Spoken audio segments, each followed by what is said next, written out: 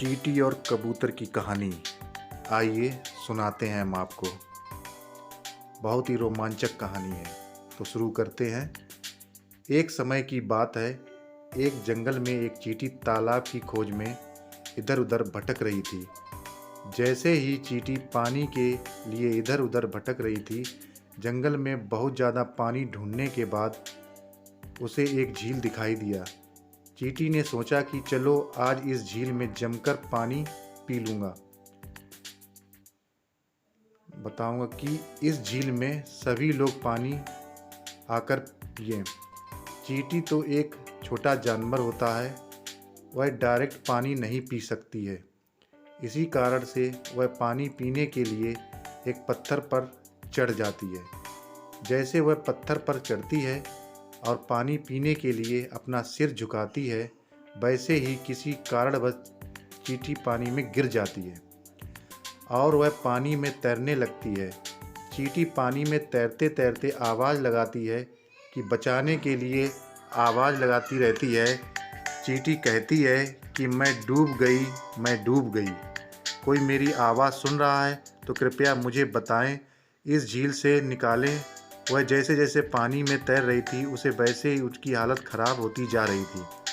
किंतु चींटी एक बहुत छोटी जानवर है और उन्हें तैरकर किनारे आने में बहुत ज़्यादा टाइम लग जाएगा।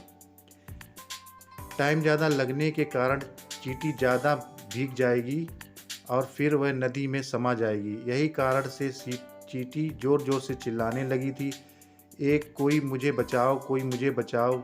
वहीं बगल के एक पेड़ में एक कबूतर बैठा था। कबूतर ने जैसे ही चींटी की आवाज़ सुनी तो उनको मामला समझ में आ गया। पेड़ पर बैठे कबूतर को नदी में डूबी चींटी को देखकर मामला समझ गया। कबूतर ने सोचा यह बहुत ज़्यादा मुसीबत में है कि इसे बचाने का कोई तरकीब सोचा जाए।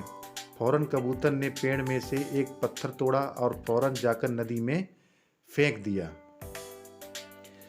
जहाँ चींटी पानी पर तैर रही थी, जैसे ही चींटी ने पत्ते को देखा, वह जल्द से उस पत्ते पर चढ़ गई और धीरे धीरे पानी के बहाव के कारण किनारे पर आ पहुंची थी और इससे वह चींटी की जान बच गई थी।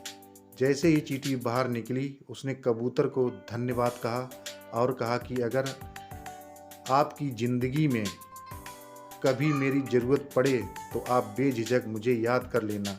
मैं हमेशा आपकी मदद करने के लिए तैयार रहूँगा। मुझे बचाने के लिए आपका शुक्रिया। यह बोलकर चींटी अपने घर चली गई। दोस्तों, हमारे चैनल को लाइक और सब्सक्राइब करें। आप सभी का बहुत बहुत दिल से धन्यवाद।